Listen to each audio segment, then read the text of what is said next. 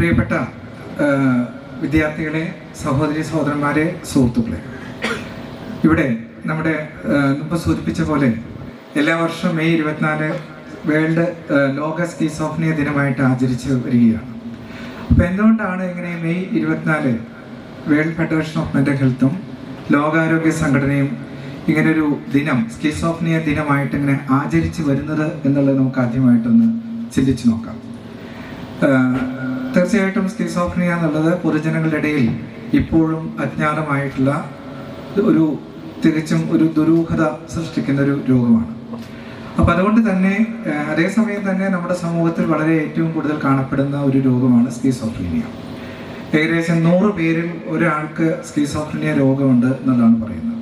അപ്പോൾ നമ്മുടെ തന്നെ കേരളത്തിൻ്റെ ജനസംഖ്യ എടുത്തു നോക്കുകയാണെങ്കിൽ ഒരു 3 കോടി, ഇപ്പോഴത്തെ കണക്കനുസരിച്ച് ഒരു 3,50,00,000 ജനസംഖ്യയുള്ള ആളുകളിൽ ഒരു 3.5 ലക്ഷം ആളുകൾ എങ്കിലും ഈ സ്കിസോഫ്രീനിയ രോഗബാധിതരാണ് എന്ന് നമുക്ക് പറയാം.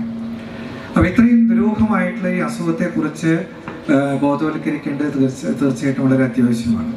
കാരണം ഈ അസുഖത്തിൻ്റെ മുന്നോട്ടുള്ള ഗതിയെ തടഞ്ഞു നിർത്തുന്നതിന് നമുക്ക് വേണ്ടത് എത്രയും നേരത്തെ തന്നെ ഈ അസുഖം കണ്ടുപിടിക്കുകയും അതിന് വേണ്ട ചികിത്സ ആരംഭിക്കുകയാണ്. ഏർലി ഡിറ്റക്ഷൻ ആൻഡ് മാനേജ്മെൻ്റ് ആണ് ഈ അസുഖം ക്രോണിസിറ്റി, അതായത് വിട്ടുമാറാത്തൊരവസ്ഥയിലേക്ക് പോകാനായിട്ട് വേണ്ട ഏറ്റവും പ്രധാനപ്പെട്ട കാര്യം അതാണ്. അതുകൊണ്ട് തീർച്ചയായിട്ടും ജനങ്ങളെ ബോധവൽക്കരിക്കേണ്ടത് വളരെ അത്യാവശ്യമാണ്. ഏറ്റവും കൂടുതൽ തെറ്റായിട്ടുള്ള ചികിത്സാ രീതികളും ചികിത്സ ലഭിക്കാതെ പോകുന്നതായിട്ടുള്ള അസുഖം സ്കിസോഫ്രീനിയാണ്.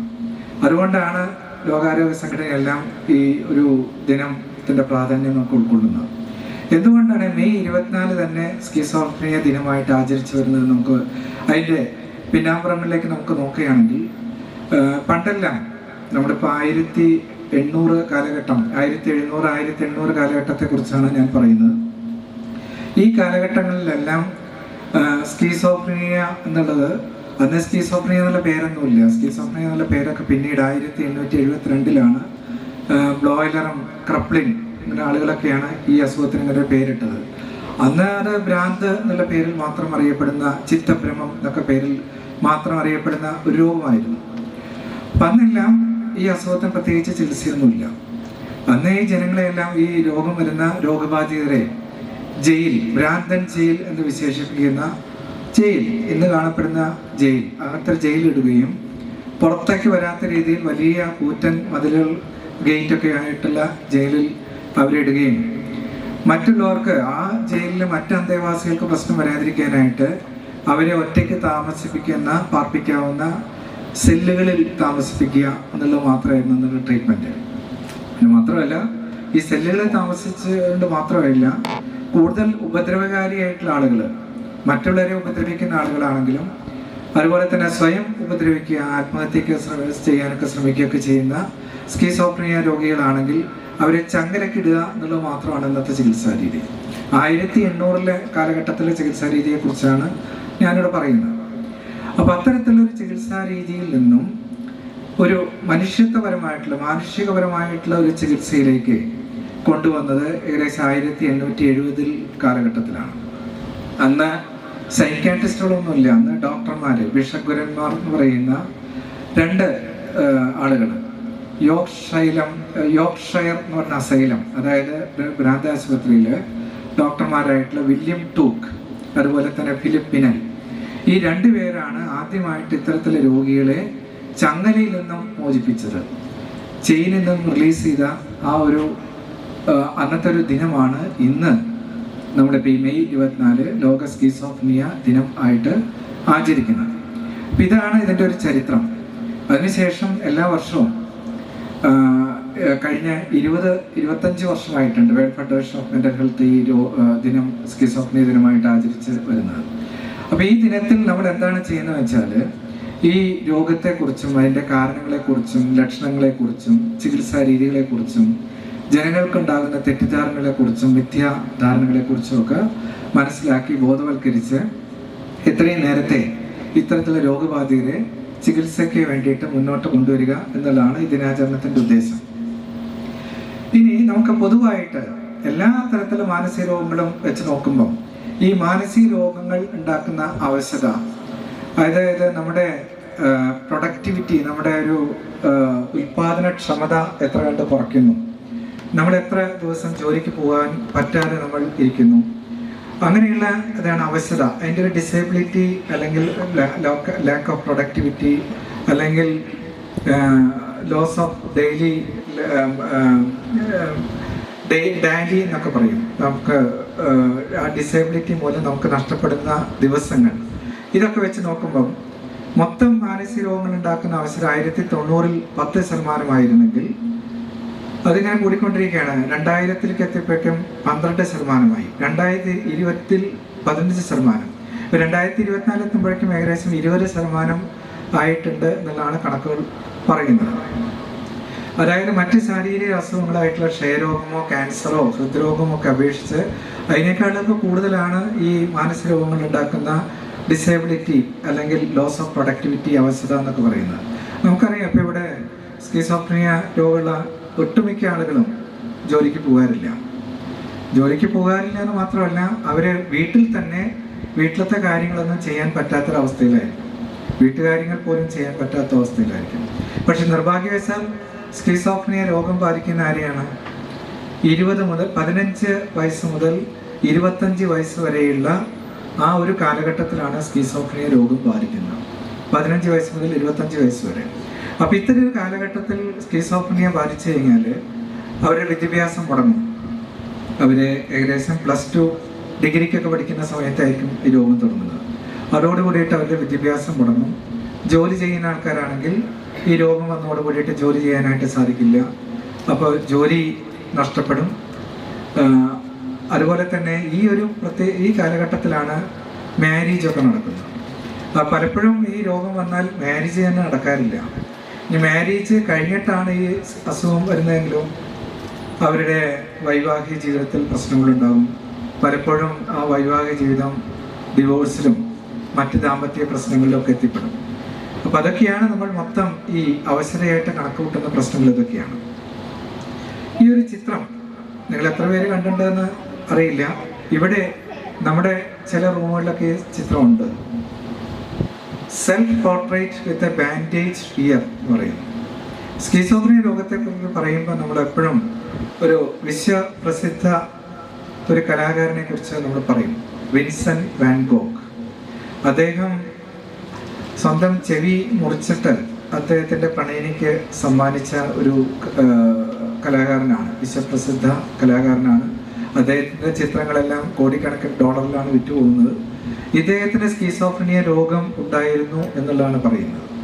ഇദ്ദേഹം തന്നെ വരച്ചൊരു ചിത്രമാണ്, സെൽഫ് പോർട്രേറ്റ് ആണ്, അദ്ദേഹത്തിൻ്റെ തന്നെയാണ്. നമ്മൾ മുമ്പ് കാണിച്ച ഈ ചിത്രം നിങ്ങളൊന്ന് ശരിക്കും അനലൈസ് ചെയ്താൽ ആ മനസ്സിൽ സംഭവിക്കുന്ന ഒരു പ്രക്ഷുബ്ധത, തിരമാല, കാറ്റ്, കൊടുങ്കാറ്റ് എല്ലാം ആടി ഉലഞ്ഞു നിൽക്കുന്ന പല പ്രകൃതിയൊക്കെ അദ്ദേഹം ഈ ചിത്രത്തിൽ കാണിക്കാൻ ശ്രമിച്ചിട്ടുണ്ട് എന്നുള്ളതാണ് നമുക്ക് തോന്നുന്നത്. എന്തായാലും സ്കിസോഫ്രീനിയയും ക്രിയേറ്റിവിറ്റിയും സർഗാത്മകതയും തമ്മിൽ വളരെ ബന്ധമുണ്ട് എന്ന് ജസ്റ്റ് സൂചിപ്പിക്കാൻ വേണ്ടി ഞാൻ ഇവിടെ കാണിച്ചെന്നേ ഉള്ളൂ.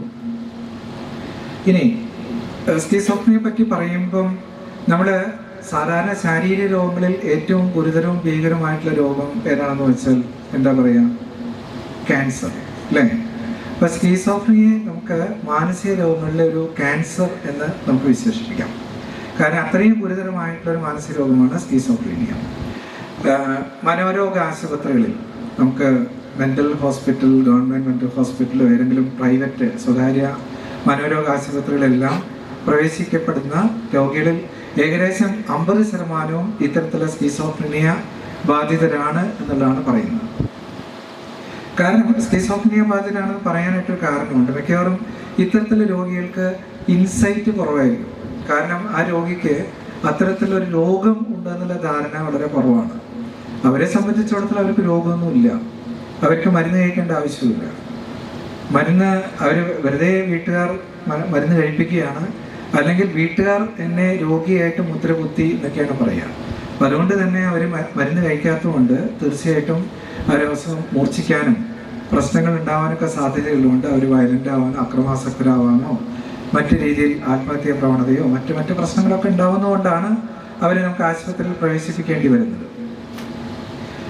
എന്തൊക്കെയാണ് സ്കിസോഫ്രീനിയയുടെ ഞാൻ പൊതു സമൂഹത്തിൽ 100-ൽ ഒരാൾക്കാണ് സ്കിസോഫ്രീനിയ ബാധിക്കുന്നതെന്ന് പറഞ്ഞു. അത് ബാധിക്കുന്ന കാലഘട്ടം ഏകദേശം 15 വയസ്സ് മുതൽ 25 വയസ്സ് വരെയുള്ള കാലഘട്ടത്തിലാണെന്ന് ഞാൻ പറഞ്ഞു. ഇനി നമുക്ക് സ്കിസോഫ്രീനിയയുടെ ലക്ഷണങ്ങൾ, പൊതു ലക്ഷണങ്ങൾ എന്തൊക്കെയാണെന്ന് നമുക്ക് നോക്കാം. പ്രധാനമായിട്ടും സ്കിസോഫ്രീനിയയിൽ നമുക്ക് ഇവർക്ക് കാണപ്പെടുന്നത് ഡെലൂഷൻ, ഹാലൂസിനേഷൻ.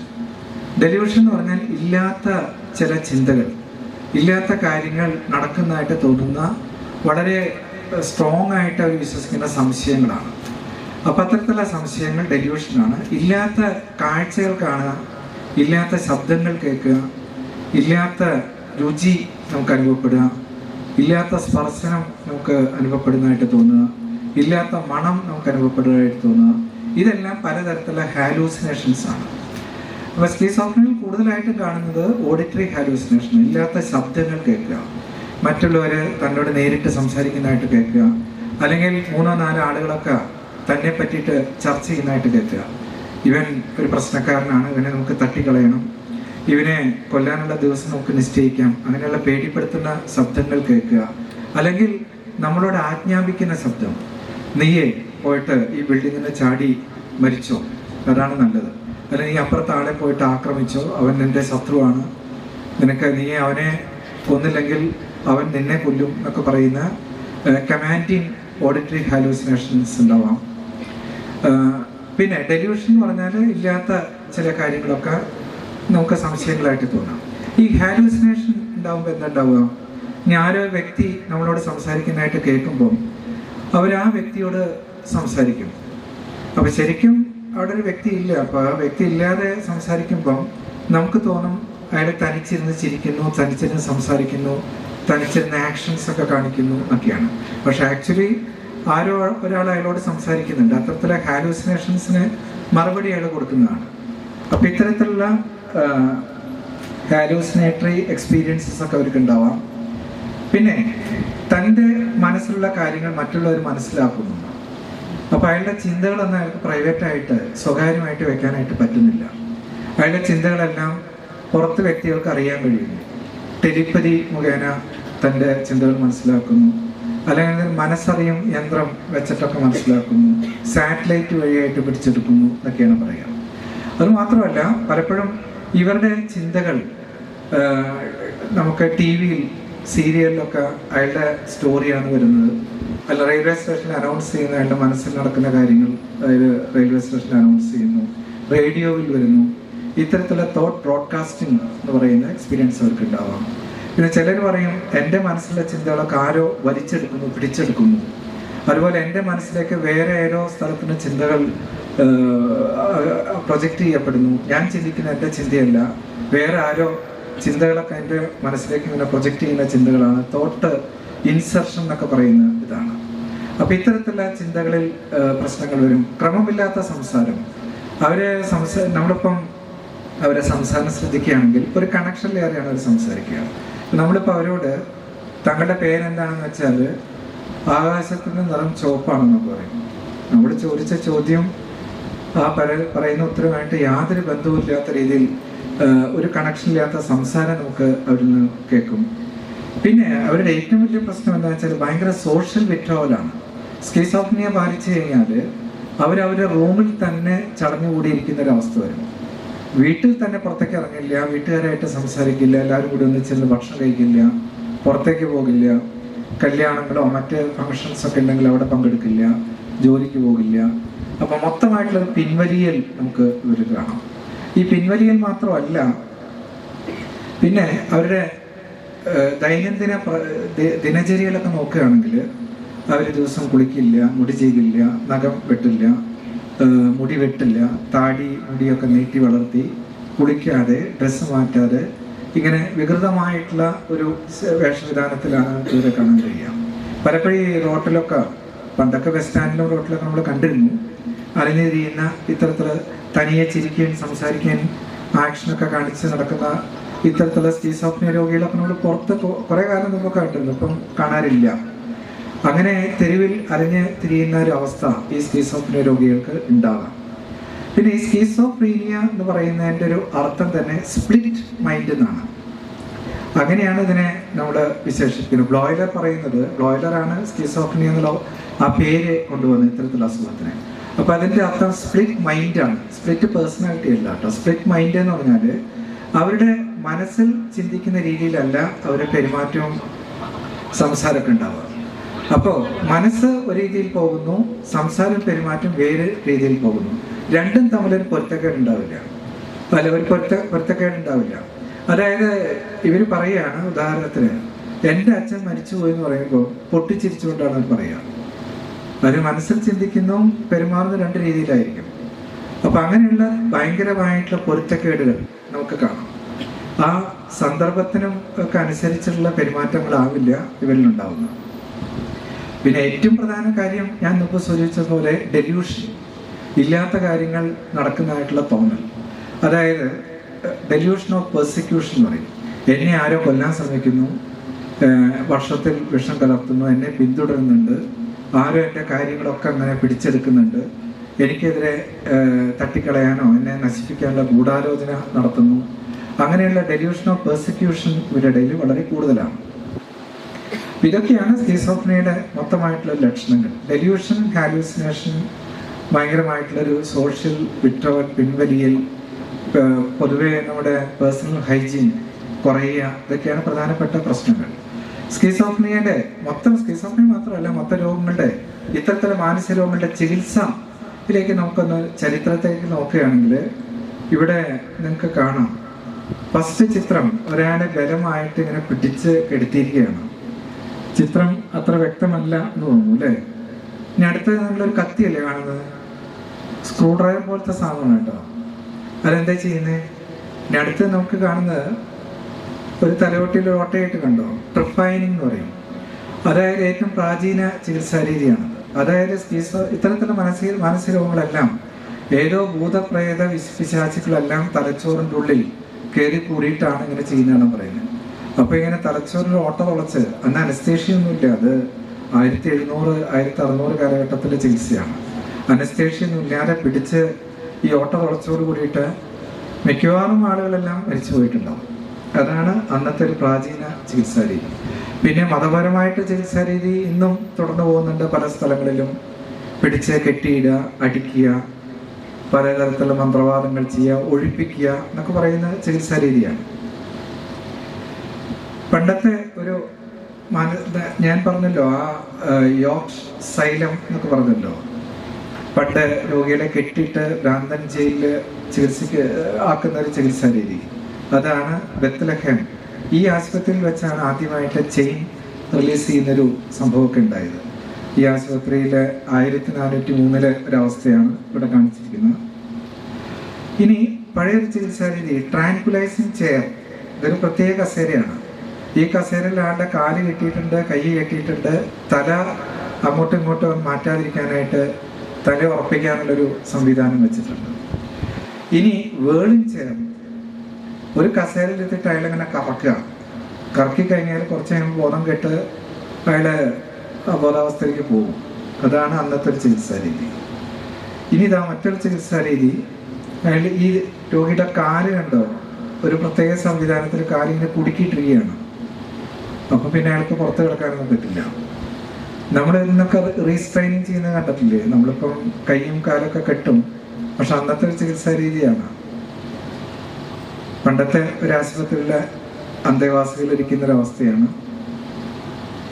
ഇനി കുറച്ചും കൂടി ചികിത്സ പുരോഗമിച്ചപ്പം ഹൈഡ്രോതെറാപ്പി എന്ന് പറയും.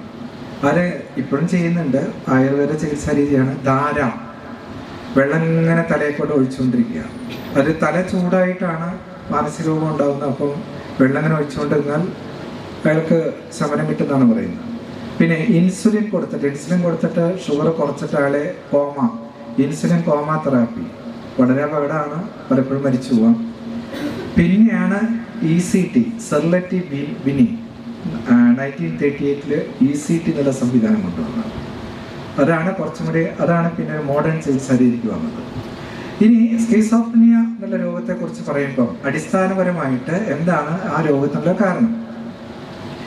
അതിൽ ചില നമ്മുടെ തലച്ചോറിലെ നാഡീകോശങ്ങൾ പരസ്പരം വിനിമയത്തിന് ഉപയോഗിക്കുന്ന ന്യൂറോ ട്രാൻസ്മിറ്റേഴ്സ്, രാസപരിവാഹ വസ്തുക്കൾ അല്ലേ, dopamine, norepinephrine, epinephrine, serotonin, glutamine എന്നൊക്കെ പറയും. അത്തരത്തിലുള്ള ന്യൂറോണൽ ട്രാൻസ്മിറ്റേഴ്സിൻ്റെ ഒരു ഇംബാലൻസ്, ചില സ്ഥലത്ത് കൂടുന്നു, ചില സ്ഥലത്ത് കുറയുന്നു. അത്തരത്തിലൊരു ഇംബാലൻസ് ആണ് ഇതിൻ്റെ ഒരു അടിസ്ഥാന കാരണം. അപ്പോൾ ചുരുക്കി പറഞ്ഞാൽ സ്കീസോഫ്രിനിയ എന്നുള്ള ഒരു ബ്രെയിൻ ഡിസീസാണ്, ഒരു മസ്തിഷ്ക രോഗമാണ്. അതിൽ പ്രധാനമായിട്ടും പ്രശ്നങ്ങൾ സംഭവിക്കുന്നത് നമ്മുടെ പ്രീഫ്രോണ്ടൽ ലോബ്, അതുപോലെ തന്നെ നമ്മുടെ ഒരു ഇമോഷണൽ സർക്യൂട്ട്, ഇമോഷണൽ ബ്രെയിൻ എന്ന് പറഞ്ഞാൽ അമിഗ്ഡല, ഹിപ്പോകാമ്പസ്, പാരാഹിപ്പോകാമ്പൽ ഗൈറസ്, ഇവിടെയൊക്കെ സംഭവിക്കുന്ന ചില ന്യൂറോ കെമിക്കൽ ഇംബാലൻസ് ആണ് ഈ രോഗത്തിൻ്റെ അടിസ്ഥാനമായിട്ടുള്ളൊരു കാരണം. ഡോർസോ ലാറ്ററൽ പ്രീഫ്രോണ്ടൽ കോർട്ടക്സ്, ഈ ഭാഗത്ത് ഉള്ള ഒരു കെമിക്കൽ ഇംബാലൻസ്, ആ മിഡ് ബ്രെയിൻ അവിടെ വരുന്ന ഒരു ഇംബാലൻസ്, ഇതൊക്കെയാണ് ഇതിൻ്റെ പ്രധാനപ്പെട്ട കാരണം. പ്രധാനമായിട്ട് നമുക്ക് നോക്കുകയാണെങ്കിൽ ഈ സ്കീസോഫ്രീനിലെ ഈ തരത്തിലെ ന്യൂറോ ട്രാൻസ്മിറ്റേഴ്സ് പ്രധാനമായിട്ടും ഒരു ഡോപ്പമിൻ എന്ന് പറയുന്ന ഒരു കെമിക്കൽസ് ആണ്. ഈ ഡോർസോ ലാറ്ററൽ പ്രീഫ്രോണ്ടൽ കോർട്ടക്സിൽ ഡോപ്പമിൻ്റെ അളവ് കുറയുന്നു. മിഡ് ബ്രെയിൻ, അമിഗ്ഡല, പാരാഹിപ്പോകാമ്പൽ ഗൈറസ്, ആ ന്യൂക്ലിയസ് അക്യുംബൻസ് എന്നൊക്കെ പറയുന്ന തലച്ചോറിൻ്റെ ഉൾഭാഗത്തുള്ള മിഡ് ബ്രെയിനിൽ ഡോപ്പമിൻ്റെ അളവ് കൂടുന്നു. ഡോപ്പമിൻ്റെ അളവ് കൂടുമ്പോൾ ഡെലൂഷൻ, ഹാലുസിനേഷൻ ഒക്കെ ഉണ്ടാവും.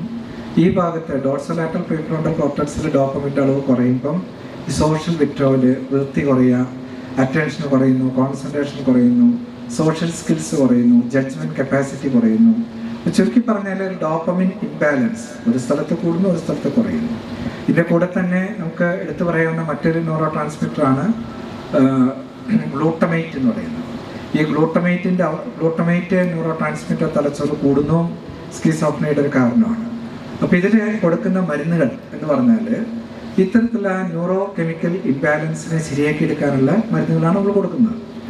നമ്മൾ പണ്ടത്തെ ഫസ്റ്റ് എന്ന് പറഞ്ഞാൽ പഴയ ആൻറ്റിസൈക്കോട്ടിക് മരുന്നുകളാണ്. അത് ഈ ഡോപ്പമിൻ്റെ അളവ് കുറയ്ക്കാൻ മാത്രമേ സഹായിക്കുള്ളൂ. ഡോപ്പമിൻ്റെ അളവ് കുറയ്ക്കുക എന്ന് പറഞ്ഞാൽ എന്തുണ്ടാവും? ഡെലൂഷൻ, ഹാലൂസിനേഷനൊക്കെ കുറയും. പക്ഷെ മറ്റൊരു ഭാഗത്ത് ഡോപ്പമിൻ കുറഞ്ഞിട്ടാണ് സോഷ്യൽ സ്കിൽസ് കുറയുന്നത്, അറ്റൻഷൻ കുറയുന്നത്, കോൺസെൻട്രേഷൻ കുറയുന്നത്, നമ്മുടെ സോഷ്യലൈസേഷൻ കുറയുന്നത്. അപ്പോൾ അതിനെ ഒന്നും ഇമ്പ്രൂവ് ചെയ്യാനായിട്ട് നമ്മുടെ പഴയ ആൻറ്റിസൈക്കോട്ടിക്സ് സഹായിക്കില്ല. അത് ഡെലൂഷൻ, ഹാലൂസിനേഷൻ കുറയ്ക്കും, ആളുടെ ആക്രമണ പ്രവണത കുറയ്ക്കും. അപ്പം അതുകൊണ്ടാണ് നമുക്ക് സെക്കൻഡ് എന്ന് പറയുന്ന ന്യൂ ജനറേഷൻ ആൻറ്റിസൈക്കോട്ടിക്സ് വന്നിരിക്കുന്നത്. ന്യൂ ജനറേഷൻ ആൻറ്റിസൈക്കോട്ടിക്സിൻ്റെ ഗുണം എന്താണെന്ന് വെച്ചാൽ ഈ സ്കീസോഫ്രിനിയയുടെ നമ്മൾ ഡെലൂഷൻ, ഹാലൂസിനേഷനൊക്കെ പോസിറ്റീവ് സിംറ്റംസ് എന്ന് പറയും. നെഗറ്റീവ് സിംറ്റം എന്ന് പറഞ്ഞാൽ നമുക്ക് വേണ്ട സോഷ്യൽ സ്കിൽസ് ഇല്ല, ജഡ്ജ്മെൻറ്റ് കപ്പാസിറ്റി ഇല്ല, അറ്റൻഷൻ ഇല്ല, കോൺസെൻട്രേഷൻ ഇല്ല. ഒരാൾക്ക് വേണ്ട കാര്യങ്ങൾ ഇല്ലാതിരിക്കുക, അതാണ് നെഗറ്റീവ് സിംറ്റം. അനാവശ്യമായിട്ടുള്ള കാര്യങ്ങൾ വരുന്നതാണ് പോസിറ്റീവ് സിംറ്റം. അപ്പോൾ ന്യൂമർ ആൻറ്റിസൈക്കോട്ടിക്സിൻ്റെ ഗുണം ഈ പോസിറ്റീവ് സിംറ്റംസിനെയും നെഗറ്റീവ് സിംറ്റംസിനെയും ഒരുപോലെ കൈകാര്യം ചെയ്യാനായിട്ട് പറ്റും. അങ്ങനെ രോഗിയെ സമൂഹത്തിൻ്റെ മുഖ്യധാരയിലേക്ക് കൊണ്ടുവരാനായിട്ട് ഏറ്റവും നല്ല മെഡിസിൻ സെക്കൻഡ് ജനറേഷൻ ന്യൂവർ ആൻറ്റിസൈക്കോട്ടിക്സ് ആണ്.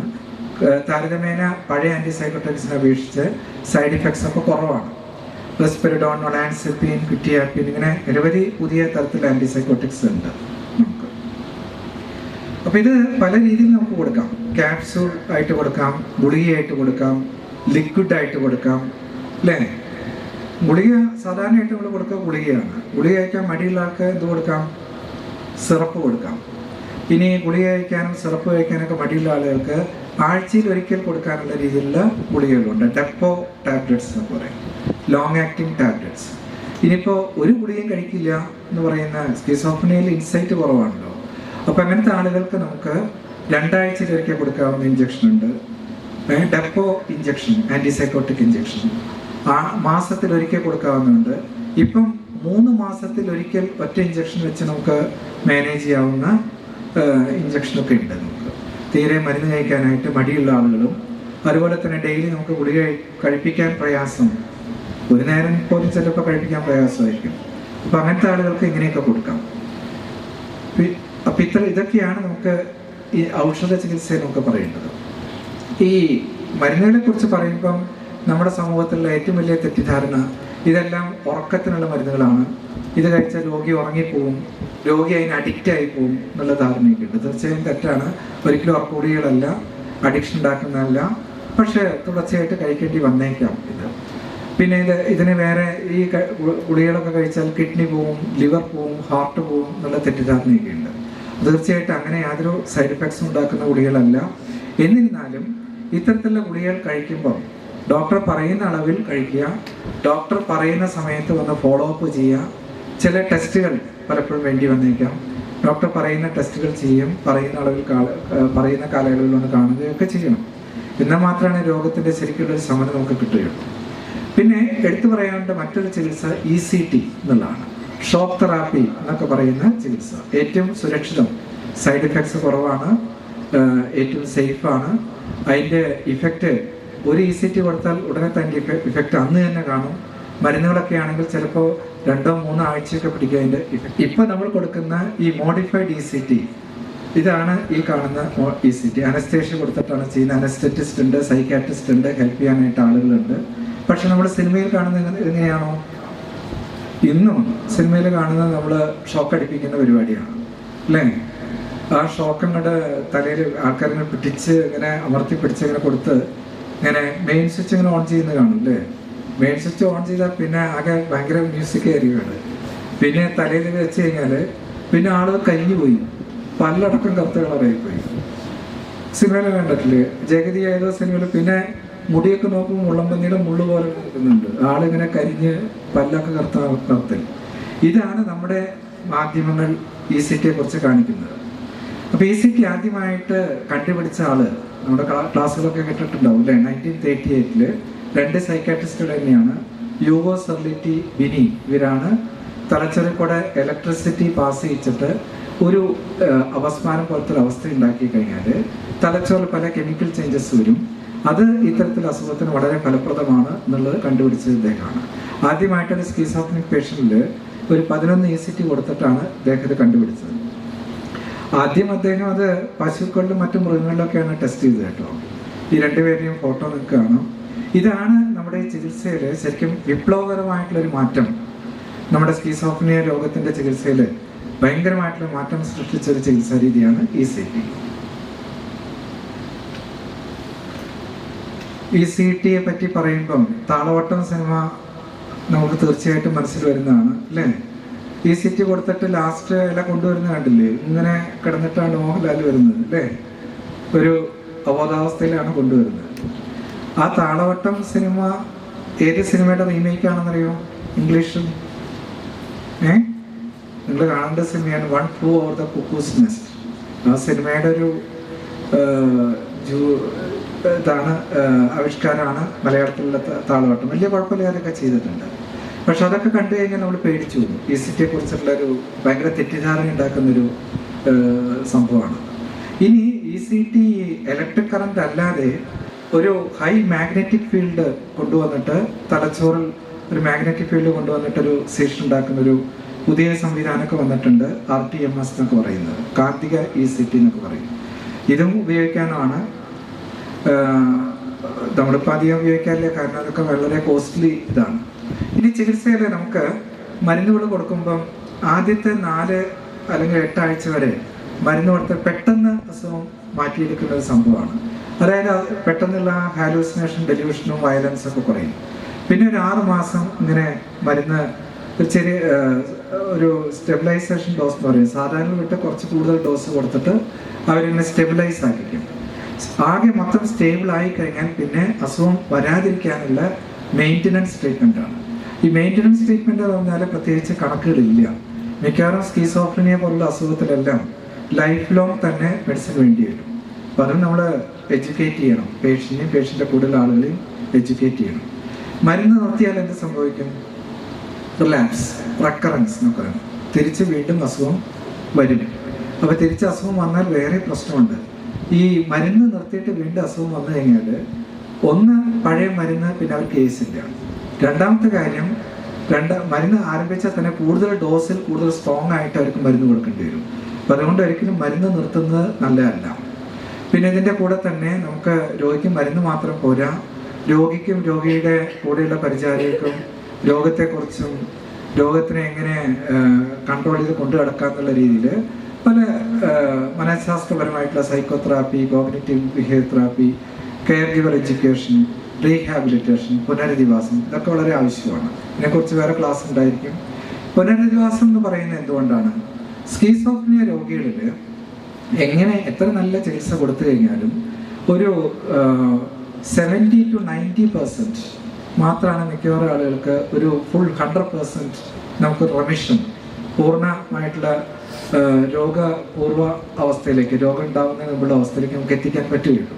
അപ്പോൾ ഒരു 70 to 100, അതായത് 30% ഓഫ് സ്കിസോഫ്രീനിയ പേഷ്യൻസിനും നമുക്ക് രോഗത്തിനൊന്ന് കൺട്രോൾ ചെയ്ത് കൊണ്ടുനടക്കാനേ പറ്റുള്ളൂ. ചെറിയ ചെറിയ പ്രശ്നങ്ങളൊക്കെ ഉണ്ടാവും. അപ്പോൾ ഉള്ള പ്രശ്നങ്ങൾ വെച്ച് അവരെ എങ്ങനെ സമൂഹത്തിൻ്റെ മുഖ്യധാരയിലേക്ക് കൊണ്ടുവരാം, സ്വന്തമായിട്ടൊരു ജോലിയൊക്കെ ചെയ്ത് സ്വന്തം കാലിൽ എങ്ങനെ ജീവിപ്പിക്കാം, സമൂഹത്തിൽ അവരെ എങ്ങനെ താമസിപ്പിക്കാം, അതിന് വേണ്ടിയിട്ട് ചെയ്യുന്നതാണ് പുനരധിവാസം.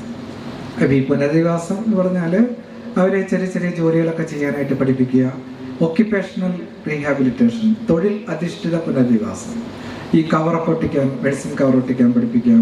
പല ജോലികൾ അവരിപ്പോൾ ഏത് മേഖലയിലാണ് അവർ ജോലി ചെയ്തിരുന്നത് അതിനനുസരിച്ച് അവർക്കൊരു ട്രെയിനിങ് കൊടുത്താൽ ചെറിയ രീതിയിൽ അവർ ജോലി ചെയ്യാനായിട്ട് അവർ തുടങ്ങും. പണം എങ്ങനെ കാര്യക്ഷമമായിട്ട് ഉപയോഗിക്കാം, എങ്ങനെ അവരൊരു ക്യാൻറ്റീനിൽ ജോലിക്ക് ചെയ്യിക്കാം, ഒരു ഇൻ്റർവ്യൂ എങ്ങനെ അറ്റൻഡ് ചെയ്യിക്കാം, അതിനൊക്കെ നമ്മൾ കൊടുക്കുന്ന ഒരു ട്രെയിനിങ് ആണ് പുനരധിവാസം. ഇത് വളരെ ആവശ്യമാണ്. അല്ലെങ്കിൽ ഇവർ വീട്ടിൽ തന്നെ ഇരുന്ന് പോകും. അവർ വീട്ടിലിരിക്കാതെ സ്വന്തമായിട്ട് എന്തെങ്കിലുമൊക്കെ സമ്പാദിച്ച് അവർ അറ്റ്ലീസ്റ്റ് മരുന്നെങ്കിലും വാങ്ങിക്കാനുള്ള പൈസ ഉണ്ടാക്കാനായിട്ട് ചെയ്യുന്നതാണ് പുനരധിവാസം.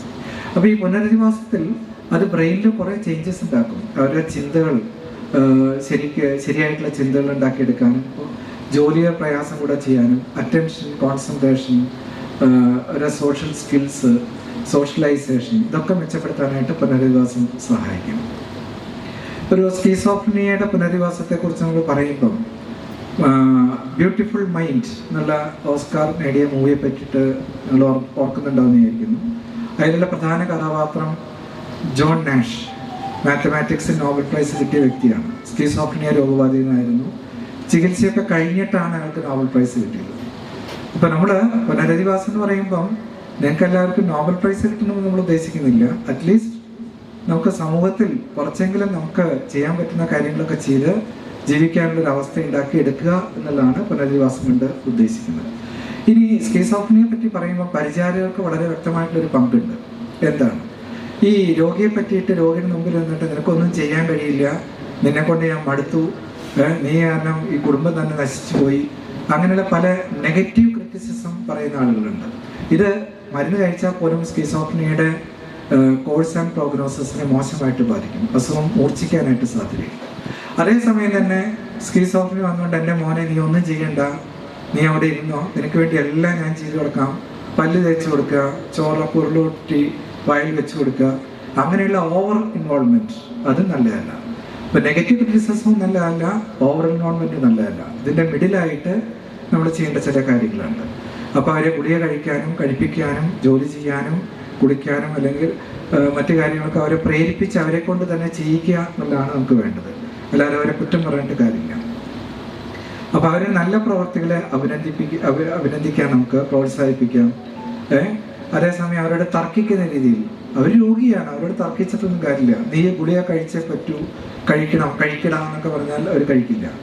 അവരെ കഴിക്കാനുള്ള രീതിയിൽ, നല്ല രീതിയിൽ അവരെ നമ്മൾ പ്രേരിപ്പിക്കാം. അപ്പോൾ ഏറ്റവും ഇന്നും സമൂഹത്തിൽ നിൽക്കുന്ന ഒരു കാര്യം സ്റ്റിഗ്മ. ഈ രോഗത്തെക്കുറിച്ചുള്ള സ്റ്റിഗ്മ ഇപ്പോഴും നമ്മുടെ സമൂഹത്തിൽ നിന്ന് പോയിട്ടില്ല.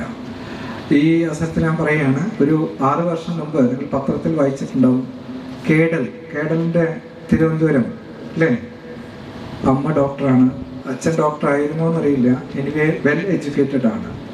ചെറുപ്പം മുതലേ സ്കീസോഫ്രീനിയ രോഗബാധിതനായിരുന്നു. അങ്ങനെയാണ് അയാൾക്കൊരു ആസ്ട്രൽ പ്രൊജക്ഷൻ എന്നൊക്കെ പറയുന്ന ആളുകളെയൊക്കെ കൊന്ന് ചില പ്രത്യേക കാര്യങ്ങളൊക്കെ ചെയ്തു കഴിഞ്ഞാൽ അവർ പുനർജീവിക്കും, വേറെ എവിടെയൊക്കെ ജീവിക്കും. ഇന്നിപ്പോൾ നിങ്ങൾ വായിച്ചിട്ടുണ്ടാവില്ലേ, അരുണാചൽ പ്രദേശിൽ പോയിട്ട് 3 പേര് മരിച്ചല്ലോ. അവർക്ക് അസുഖം ഉണ്ടാവുമെന്ന് എനിക്കറിയില്ല. എനിവേ കേദറിൻ്റെ കാര്യത്തിൽ നമുക്ക് കൺഫേംഡ് ആയിട്ട് പറയാം, സ്കീസോഫ്രീനിയ ആയിരുന്നു, അമ്മ ഡോക്ടറായിരുന്നു, ചികിത്സിച്ചില്ല, അച്ഛനെ കൊന്നു, അമ്മയെ കൊന്നു, സഹോദരിയെ കൊന്നു, അവരുടെ ബന്ധത്തുള്ള വേറെ ആരെയോ കൊന്നു അല്ലേ. അയാൾക്ക് യാതൊരു റിമോർട്സും ഇല്ല, കുറ്റബോധവും ഇല്ല, കാരണം അയാൾ രോഗിയാണ്. അപ്പം ഇന്നും നമ്മുടെ അത്രയും വിദ്യാഭ്യാസം ലഭിച്ച ആളുകളുടെ ഇടയിൽ പോലും ഈ ഇത്തരത്തിൽ രോഗം വന്നാൽ ഡോക്ടറെ കാണിക്കാനായിട്ട് മടിയാണ്. സമൂഹം എന്ത് പറയും, ഇപ്പം ഞങ്ങളെ പറ്റി എന്ത് വിചാരിക്കുന്നുള്ളതാണ്. അപ്പം ഇത്തരത്തിലുള്ള ഒരു ബോധവൽക്കരണ പരിപാടിയുടെ ഉദ്ദേശം തന്നെ ഇത്തരത്തിലുള്ള ഈ മിഥ്യാധാരണകളും തെറ്റിദ്ധാരണകളും അജ്ഞതകളൊക്കെ മാറ്റിയെടുക്കുക, അവരെ ചികിത്സിപ്പിക്കാനായിട്ട് പ്രേരിപ്പിക്കുക എന്നുള്ളതാണ്. ഇനി സ്കീസോഫ്രനിയെ പറ്റി പറയുമ്പം സ്കീസോഫ്രനിയായിട്ട് ബന്ധപ്പെട്ട ചില രോഗങ്ങളുണ്ട്. ഡെല്യൂഷണൽ ഡിസോർഡർ എന്ന് പറയും, സംശയരോഗം. ഭാര്യയെ സംശയം, അല്ലെങ്കിൽ ഭാര്യയ്ക്ക് ഭർത്താവിനെ സംശയം, അതൊരു ഡെല്യൂഷനാണ്. ചിലക്ക് വേറെ തരത്തിലുള്ള ഡെല്യൂഷൻ ഉണ്ട്. എൻ്റെ വയറിൻ്റെ ഉള്ളിൽ എന്തോ ഉണ്ടോ എന്നുള്ളത്. ജഗതിക്ക് എന്തോ വയറിൻ്റെ ഉള്ളിൽ കുതിര കയറി എന്നുള്ളത് ഉണ്ടായിരുന്നല്ലോ. എന്നിട്ട് അവസാനം വെള്ള കുതിരയെ കാണിച്ചു കൊടുത്തപ്പോൾ അല്ല, അത് അല്ല, നിങ്ങൾ കറുത്ത കുതിരയാണ് വയറിൻ്റെ ഉള്ളിലെന്ന് പറഞ്ഞു. അങ്ങനെയുള്ള ചില സംശയങ്ങൾ, എനിക്കെതിരെ ആരും എന്താ ചെയ്യാൻ പോകുന്നു, ഈ സംശയം മാത്രമേ അവർക്ക് ഉണ്ടാവുള്ളൂ. മറ്റു കാര്യങ്ങളിലൊക്കെ അവർ ഓക്കെ ആയിരിക്കും. പക്ഷേ ഈ സംശയം വളരെ അപകടമാണ്. ഒരുപക്ഷെ കൊലപാതകത്തിലേക്കും ആത്മഹത്യയിലേക്കൊക്കെ നയിക്കാവുന്ന ഒന്നാണ് ഡെല്യൂഷണൽ ഡിസോർഡർ. അക്യൂട്ട് സൈക്കോസിസ് എന്ന് പറയുമ്പം ഈ സ്കീസോഫ്രനിയ പോലത്തെ അവസ്ഥ വളരെ പെട്ടെന്ന് വരിക.